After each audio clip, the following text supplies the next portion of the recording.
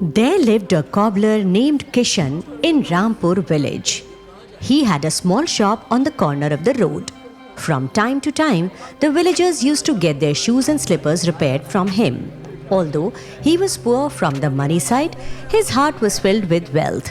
He was soft spoken as well as kind hearted and always willing to lend a helping hand to the others and had a gentle demeanor. But he lacked respect in his own home, particularly in front of his son Suraj. You know that the dads of all my friends do some good work. What should I tell them that my father sews people's shoes? Hey son, no work is good or bad.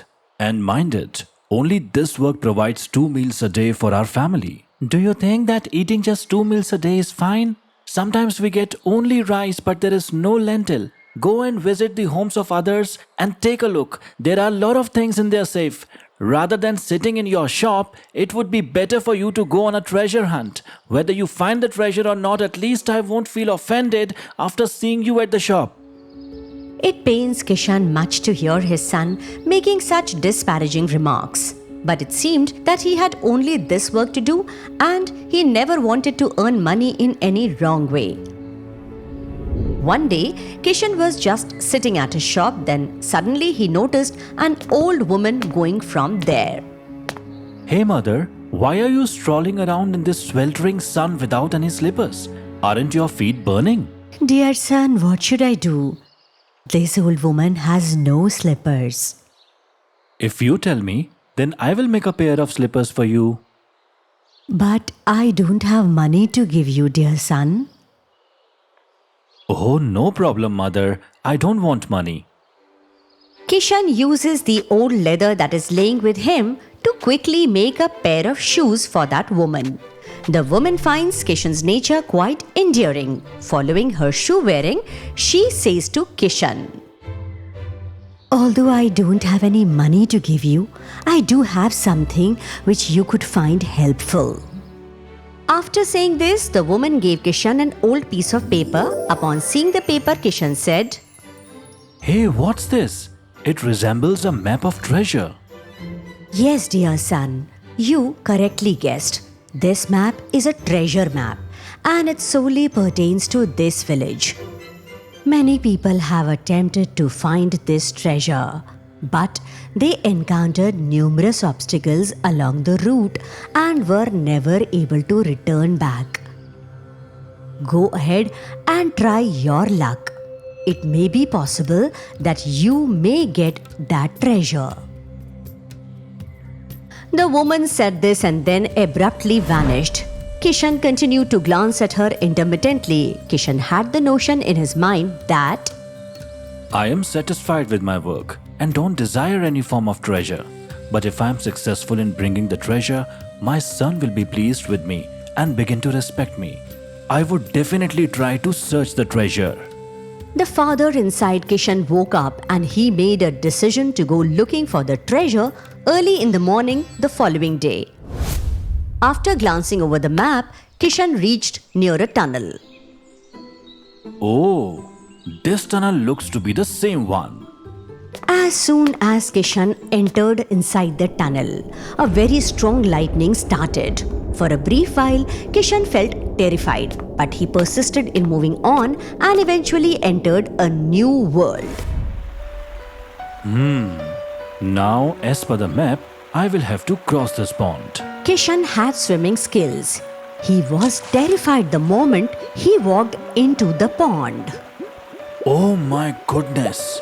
It is impossible to cross this pond because there are too many crocodiles and poisonous snakes in this pond. Kishan was standing there and thinking deeply while a brilliant light suddenly surrounded everywhere and a stunning nymph appeared in front of him.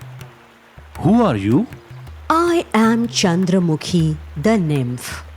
Of all the nymphs, I am the most charming. I am looking for a groom for myself. And after seeing you, I think my hunt is done. I also know that you want to cross this river. I will assist you in crossing this river if you marry me.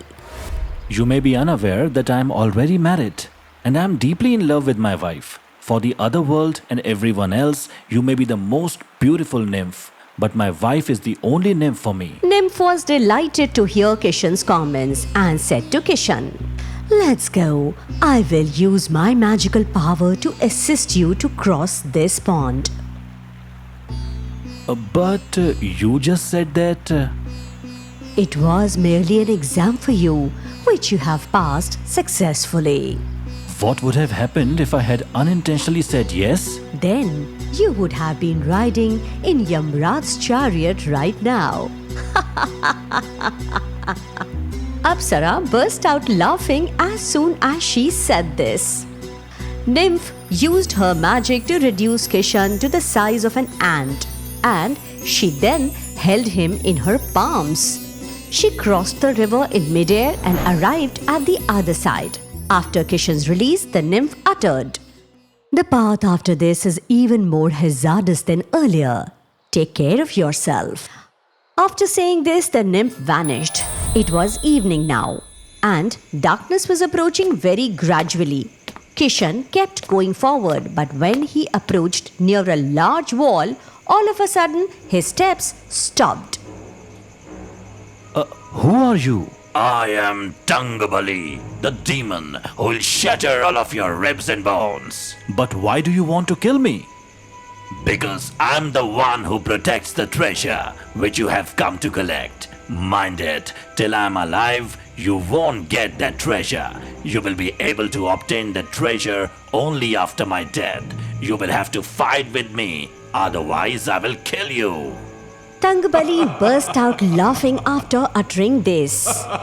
For a moment, Kishan pondered in his mind and felt that he had made a mistake by coming here. But then suddenly, he realized that he is Kishan. He has the biggest weapons in his bag. He took out some nails, a hammer, and a chisel from his bag. Do you think that you can fight with me on the basis of these? Kishan was a confident person, so he said, Tangabali, don't waste time in talking. I have to leave this place with the treasure before tonight. Come on, move ahead fast. Tangabali began approaching him walking with a heavy gait. As soon as Tangabali attempted to step on Kishan, Kishan abruptly moved aside with 2 blows. He took the name of the god and he hurled a large nail with great force towards Tangabali's and, while jumping, hit it strongly with a hammer. Tangabali screamed in pain. Without delay, Kishan grabbed another nail and struck his other leg with it. Subsequently, Kishan began attacking Tangabali's various body parts with a hammer and chisel. Kishan assaulted him repeatedly with his hammer and chisel. Tangabali was screaming with pain, and then suddenly Kishan jumped and launched an immediate attack on Tangabali's eyes. As soon as he launched his attack, Tangabali vanished and gold coins began to rain in his stead. Kishan was very happy to see this. Oh, that means this monster himself was the treasure, which was mentioned in this map. Come on, let's go home fast and inform my wife and son. Kishan told his wife and son the whole occurrence after returning home. They had never seen so much gold and were overjoyed. Everyone's life became successful. Suraj also realized his mistake and said, Dad, please forgive me.